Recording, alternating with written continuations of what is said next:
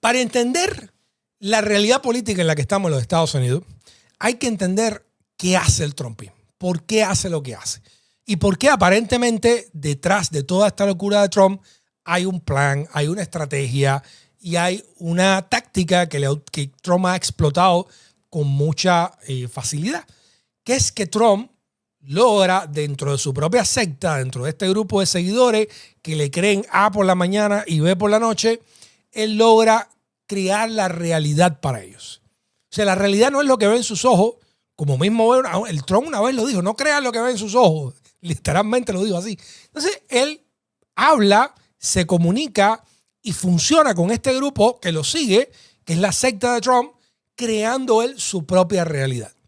Hay quien está diciendo que todo tiene límite, ¿no? Porque es un momento que tú dices, oye, Donald Trump, tú me dijiste que hoy iba a salir el sol por el oeste y no salió por ahí, no. Me parece que después Trump te va a querer marear, pero hay cosas, hay evidencia que hasta los tipos más metidos dentro de la secta en algún momento le van a picar y van a cuestionar, ¿no? Imagínense ustedes. Oye, quiero dar la bienvenida a Héctor por acá, que se ha hecho miembro de nuestro canal. Héctor, muchísimas gracias por tu apoyo y por formar parte de la familia de 23 y Flagler. Nuestro espacio no tiene sponsor, no tiene anunciante, somos completamente independientes y es solo las contribuciones de ustedes, las visualizaciones de ustedes y el apoyo de ustedes el que nos permite continuar. Así que muchísimas gracias a todos y en especial a Héctor, que se ha hecho miembro de nuestro canal. Bien, Trump cree esta realidad para la gente. Nadie se pregunta, ¿cómo es posible que los trumpistas puedan creerse esto? ¿Cómo es posible que Donald Trump consiga vender tantas mentiras y que tanta gente se lo crea?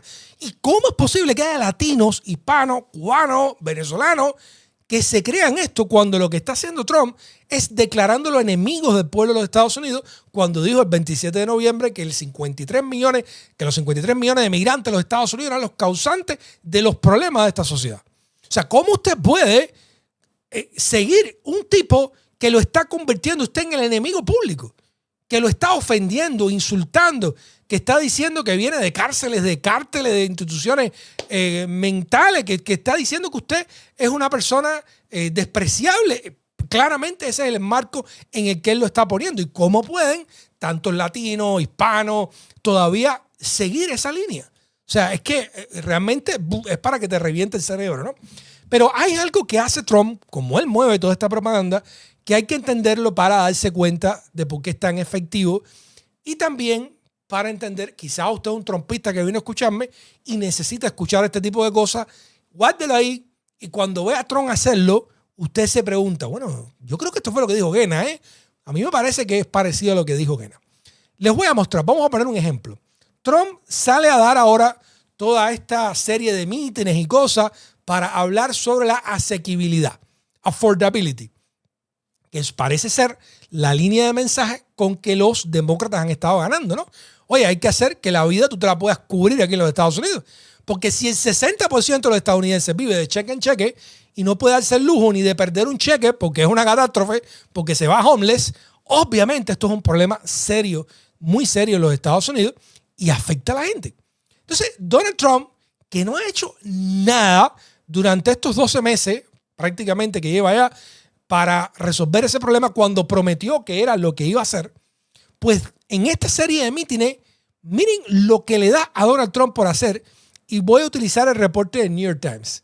Dice, a su primera parada sobre este tour de asequibilidad, donde Trump supuestamente va a plantear que va a resolver este problema, Trump lo que hace es burlarse del problema.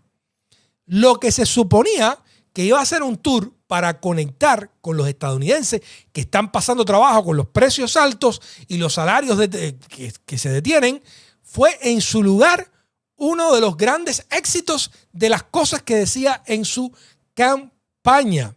Mega, muchísimas gracias por esa contribución, muchísimas gracias por ese super chat, pero es súper estúpido, muchísimas gracias. O sea, el tipo en vez de pararse a decir, bueno, yo voy a hacerme responsable, yo voy a hacer esto o aquello, lo que le empieza a decir a su base es, lo que ustedes ven no lo ven. Los precios altos que ustedes están viendo no los están viendo, como si los quisiera hipnotizar. Y lo triste de todo eso es que muchas veces lo consigue, le ha sido efectivo. Y tú dices, coño, pero el que se come de mierda para... No, es que lamentablemente cuando estás en la burbuja propagandista, cuando estás aislado por toda esta secta, pues estas cosas pueden ser efectivas contra ti. Y mire, déjeme, yo creo que había hecho algunas notas aquí en el reporte. Bueno, no importa. Básicamente lo que dijo fue eso. Y yo quería señalar algunas cosas de qué es lo que él hace. En este reporte, que aquí esto es de Washington Post, este es el de New York Times. Dice New York Times, Trump convierte el discurso sobre la economía en una diatriba anti-inmigrante. Y ahí es cuando uno dice, bueno, pero se burla de la accesibilidad, empieza a hablar de los migrantes, no supuestamente iba a resolver el problema de la gente con los precios. Bueno, es que Trump necesita construir una leyenda, un relato, una historia emocional con la cual la gente se conecte con él. Y como el odio es tan adictivo, porque en el odio tú responsabilizas al otro de los problemas que tú tienes y ya no es responsabilidad tuya, pues él le continúa dando eso a sus seguidores.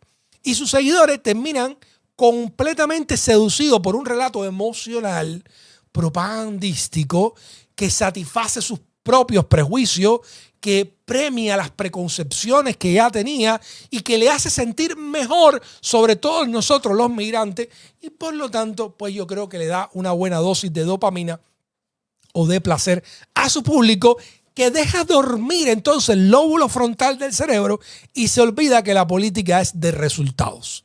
Y los resultados de Donald Trump son horribles. Pero Donald Trump te dice, no mires a los resultados, mira el relato este que te estoy haciendo, donde tú quedas como una cenicienta, donde tú eres mejor que los migrantes, donde esos son unos HP, unos delincuentes, unos no sé qué, que están aquí haciéndote la vida imposible, que no es culpa tuya, es culpa de ellos, ¿no? Y vamos a tirarle y vamos a meterlo en Alligator Alcatraz y de pronto se te perdió aquello. Y lo mismo con el comunismo, los migrantes, los comunistas, los socialistas, siempre hay alguien con el cual tú te vas a fajar. Porque la historia de Donald Trump es siempre el conflicto y que tú no olvides que hay alguien que viene a por ti y que solamente Donald Trump te puede salvar.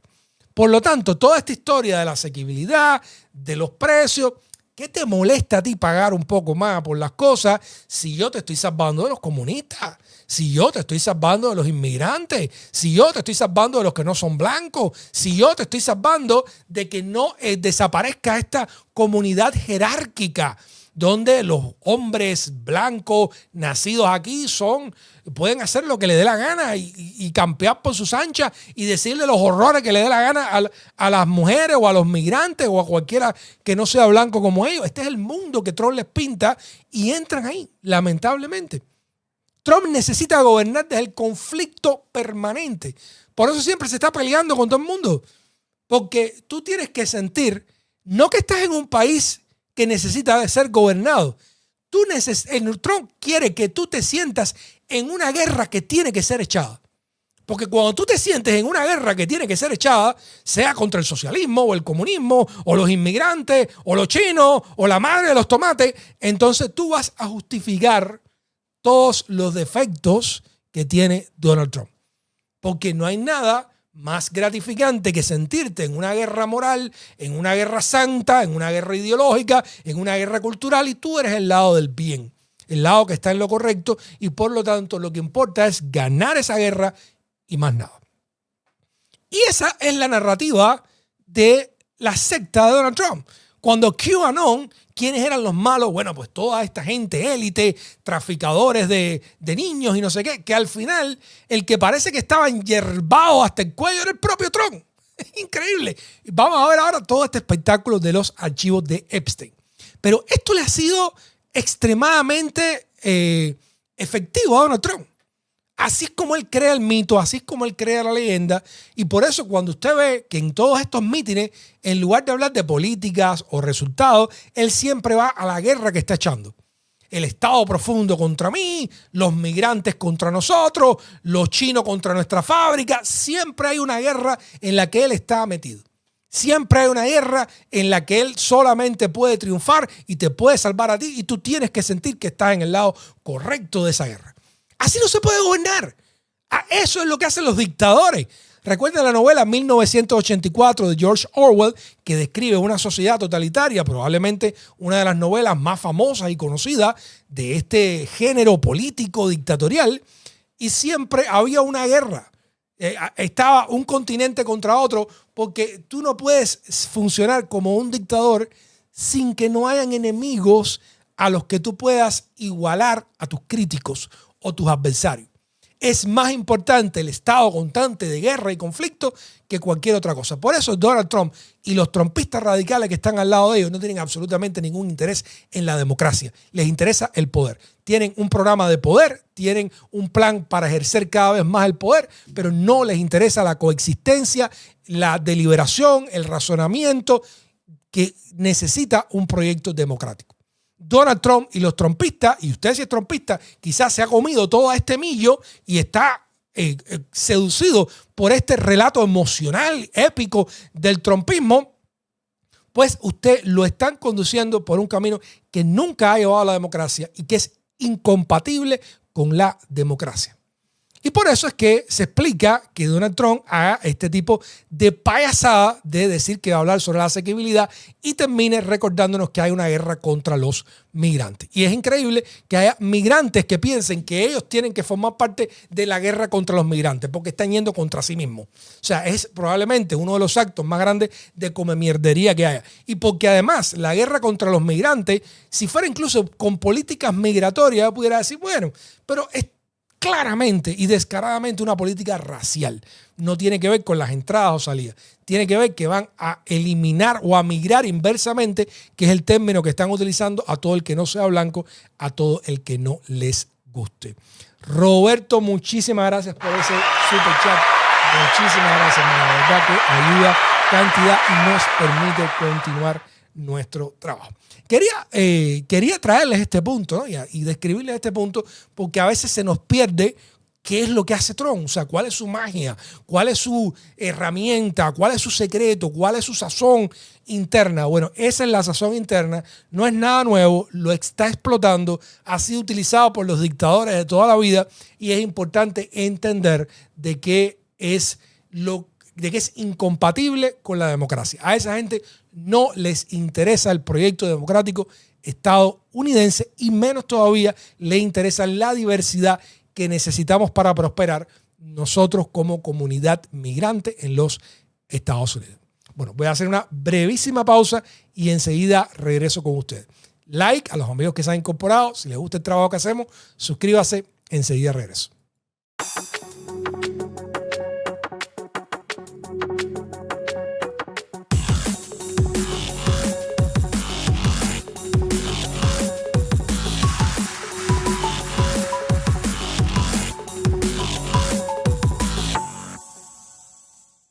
Bueno, vamos a leer algunos comentarios acá de ustedes. Qué gustazo siempre que estén por aquí con nosotros. Dice Rosy Rick, muchas felicidades para los de Miami. Muchísimas gracias, Rosy. Estoy contentísimo, encantadísimo con todo esto. Dice Rafael Ramos por aquí, felicidades a la nueva alcaldesa de Miami. Asimismo, muchísimas felicidades. Juanito, puños hacia arriba. Asimismo, dice Budo Free desde el África, felicidades para los demócratas amantes de la libertad en Miami. Asimismo, tenemos otro seguidor aquí desde Mérida, Yucatán, y un seguidor cubano y ciudadano americano recientemente deportado después de vivir en Miami más de 45 años y con más de 27 años como ciudadano. Me encanta tu contenido. Wow, pero te deportaron. Wow, tienes que contarnos esa historia.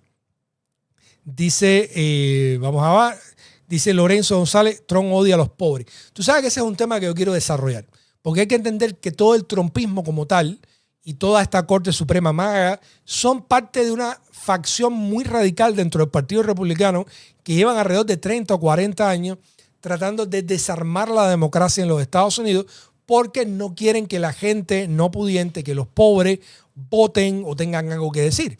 Ese es el resultado de por qué tenemos Citizens United, que dice que las compañías pueden gastar dinero como si fueran electores, como si fueran voces, como si fueran personas. Toda esta facción súper radical del Partido Republicano que empiezan desde el reaganismo, aunque Reagan en sí mismo, aunque su retórica un poco acomodaba estas posiciones radicales, Reagan no gobernó de manera tan radical, si no hubiéramos tenido un Trump mucho antes, ¿no?